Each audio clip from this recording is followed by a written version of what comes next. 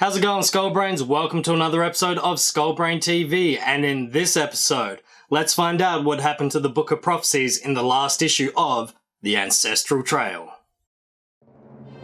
When he, who is the Chosen One, shall tread upon the ancient path, and battle there to overcome the forces of the dark. The Ancestral Trail, an epic story of myths, magic, and monsters. Book 6, Cozards and Killer Bees, Death Squads in the Dying Woods. Okay, in the last episode, our hero survived a mighty battle between two giant birds, one being the evil Boltor, Bird of Thunder. However, after the battle, they lose the Book of Prophecies. What happened to it? Well, let's find out. But before we do, have you seen the Ancestral Challenge for this week's episode? If not, you can check it out here, and then come on back and see if you can spot those hidden objects and guess which character the Monster and Magic cards are based on. Alright, let's do this.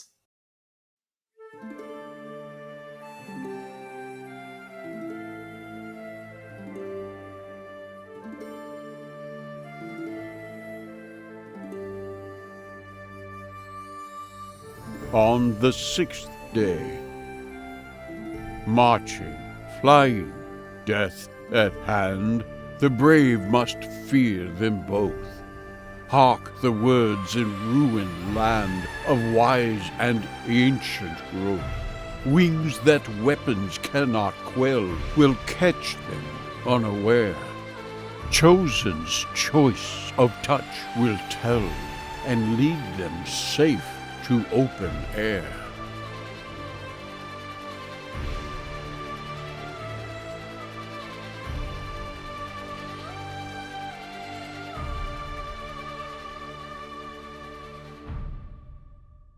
How the trio managed to survive the perilous descent down the hillside, Richard never knew. Their palms bore rope burns, their feet ached from walking on sharp rocks, and their bodies were bruised from frequent tumbles. At last the hills grew lower, a few straggly trees rose to greet them, and before long they were in the forest upper reaches. Orkin was the first to pick up traces of the book's passage. He pointed out broken branches and fresh clods of earth that showed where Melek's burden had smashed its way through the trees. Then he saw a stunted, wide-topped cedar. "Look over there," he said. As they peered across the treetops, they saw the familiar leather-bound shape resting precariously in the spreading boughs of the cedar. The three quickly made their way to the ground and found the tree. Orkin scrambled up the trunk, pulled himself level with the book, and reached out to rescue it. "I've got it!" he shouted triumphantly. Seconds later, Orkin was back on the ground, dusting loose bark from his clothes. "But we'd better check the prophecy before we move on," Richard said, as Melek and Orkin checked the straps that had held the book. Melek read from the rustling pages as Richard and Orkin listened. "I don't like the sound of death at hand and ruined land," Richard said when Melek had finished. "Still, it says we'll be safe in the end." The three companions stumbled on towards the valley bottom. A gentle rustling quivered through the trees. Then the sound took on a definite beat, and they heard marching feet and brisk shouts coming towards them. "Cozards," Orkin said nervously. "It's for real this time. We must hide, quickly." His eyes lit on a wide crack at the base of a dying tree. "There, in that hollow trunk." They crammed into the narrow space and watched as the Cozards thundered past. "The Evil One's search and destroy units will kill anyone they come across. They're disciplined, mindless, and completely ruthless," Orkin whispered. The Cozards were short and squat. Heavy armor clanked on their bodies, and from every joint there projected sharp metal spikes. They were armed with axes and barbed spears. The only vulnerable point seemed to be their faces, where steel helmets opened to reveal razor-sharp teeth, squabbed noses, and deep-set eyes. Behind the formation, an officer bellowed harsh commands. Richard let out a sigh of relief when the last Cozard stamped past their hiding place. For a while they listened as the shouts and tramp of marching feet receded into the distance. Then when Orkin deemed it safe, they emerged into the open forest. The going was much easier now. The trio were backtracking on the path that the Cozards had smashed through the undergrowth. Before long, however, the trees and bushes around them were either dead or dying. Once green foliage was now shriveled. Tree trunks were white as bones. "This is Green Man Wood," Orkin said. "And this is what the Evil One has done. This is how he'd like the whole land to be, either dead or in his power." The trio trudged on, snapping lifeless twigs underfoot and pushing through silvery branches. When they reached the remnants of a clearing, the three stopped, resting against a huge oak that still struggled pitifully for life. Once, it must have been among the tallest trees in the forest. Now it was a half-dead shell, doomed to extinction. As Richard rested against the tree, he felt something on his shoulder. Too exhausted to turn around, he shrugged it off as a branch rubbing against his back. Then Richard felt pressure on his arm. He looked round at Melek and Orkin, but overcome by tiredness, his companions had closed their eyes. Suddenly, Richard felt a solid grip on his arms. Looking sideways, he could see some of the tree's roots holding him in a deathly grasp. Blind terror filled his heart. They had walked straight into one of the Evil One's traps. Then Richard heard a deep, rumbling voice. "Don't worry," the voice boomed from within the tree. "I'm not going to hurt you." Richard's heart raced in panic. Was he imagining this? He looked at his companions. They had opened their eyes and were looking round for the source of the voice. The roots fell away and Richard jumped up. At first glance, the tree looked just like any other.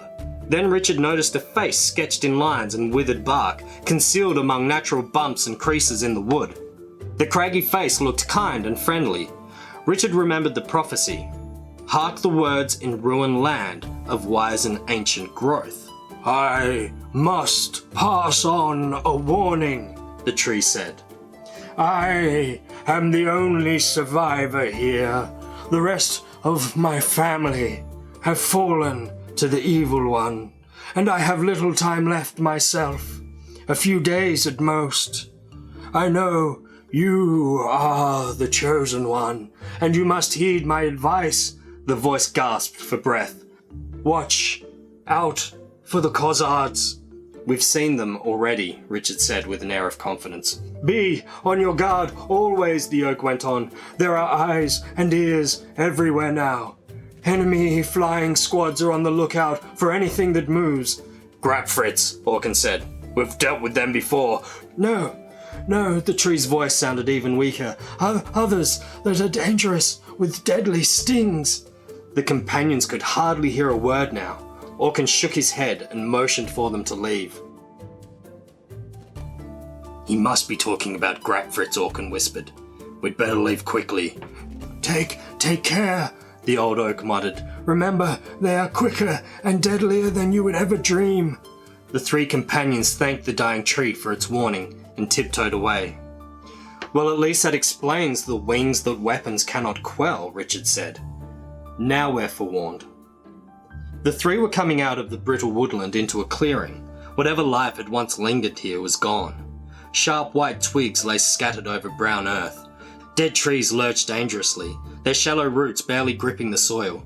Richard became aware of a faint noise. It was a steady hum, and as he listened, the noise grew in strength. "The Grapfrits!" Richard shouted. "Run!" From deep in the trees, the trio could hear a steady, lazy drone. Just then, Melek looked back. "Look!" he said, pointing at the forest. Richard and Orkin looked back as they ran. Out of the trees, coming towards them like a black hand, was a huge swarm of bees. From afar, the bees looked like a dark, smoky mass, but already the first scouts were edging nearer. Even from a distance, Richard could see that they looked more like huge hornets than bees.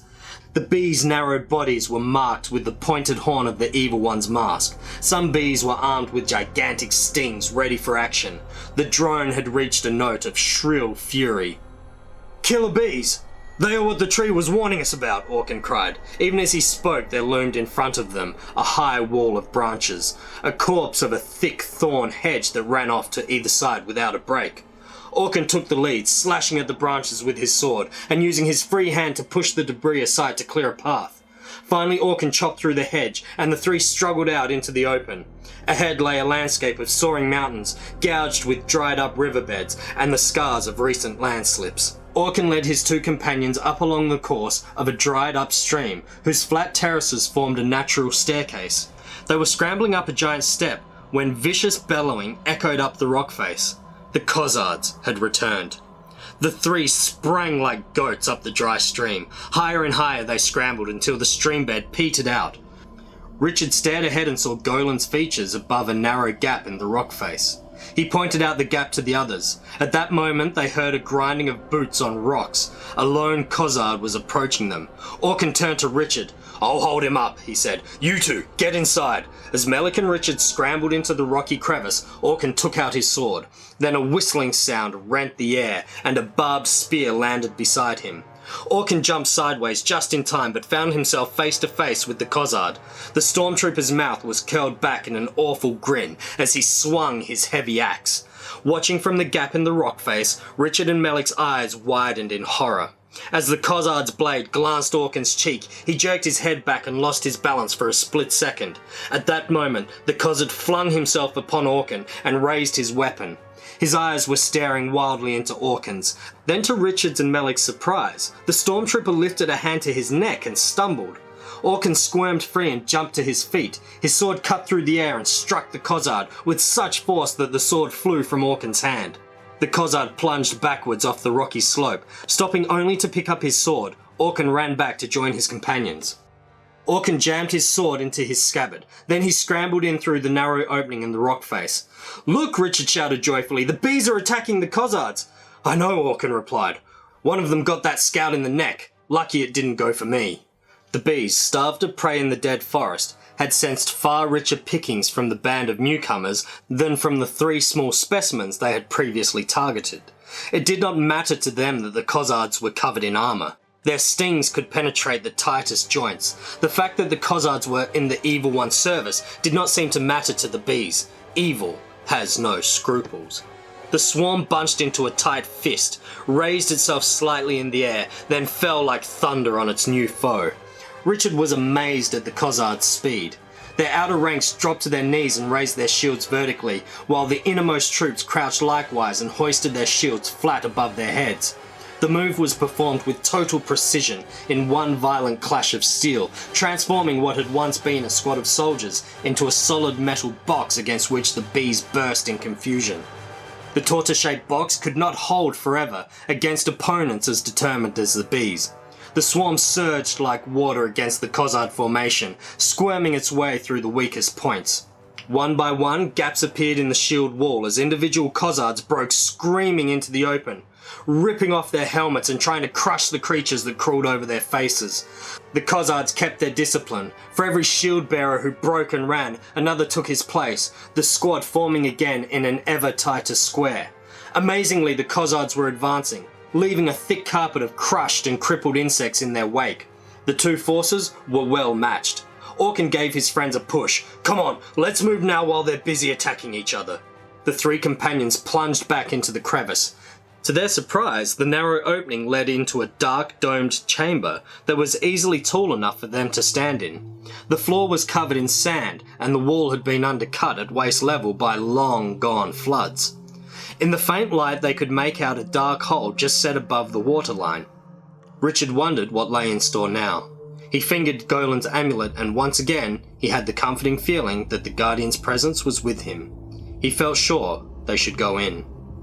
"Come on, we'll go down there," Richard commanded. Without hesitation, he heaved himself over the tunnel's rocky sill. After a moment's pause, Orkin and Melek followed Richard. They found themselves in a dreary passage, barely shoulder height, that ran off into blackness. Rubbing over their heads and shoulders were fronds of slimy vegetation. The three ran blindly down the stone corridor, hunching themselves to avoid the low-set roof. In their wake came a fearful rumble. For a moment, Richard thought it might be the Cozards behind them. Then a more terrible truth penetrated his mind. It was a rockfall. They were about to be buried alive. The sound grew to an overwhelming crash. As the roof caved in on their heads, they were flung to the floor. For a moment, Richard choked on clouds of dust. Then he lost consciousness. The rocks crushed Richard's limbs together. As he came round, he could feel their weight press against his chest, making breathing almost impossible. A gentle rumble signalled that yet more of the roof was falling in. There was no way out. Richard was trapped for eternity. His quest had come to an inglorious end, buried beneath a mass of rubble, deep in the heart of a mountain. As he struggled out of semi-consciousness, Richard realized that he was not trapped under fallen rocks, but sitting upright in a dimly lit cave. The pressure on his chest came not from stones, but from thick ropes that bound him tightly to a massive stalagmite. Out of the corner of his eye, Richard could see Orkin strapped to the same pillar. The rumble he had heard resolved itself into gravel-throated, strangely accented voices that came from deep within the cave. Richard's senses also picked up something new, a sour smell that was vaguely familiar. He was trying to place it when the voices came nearer. And that is the end of book number 6. So, how'd you go with the Ancestral Challenge? Were you able to find all of the hidden objects? And in this issue, it's not the villain that the Monster and Magic cards are based on, but the ancient oak that gave Richard and his friends the advice about the killer bees. So do you think he was based on the Green Man or the Green Knight? Tune in to next week's Ancestral Challenge where I will give you the answers. And until then, stay tuned and stay skull-brained.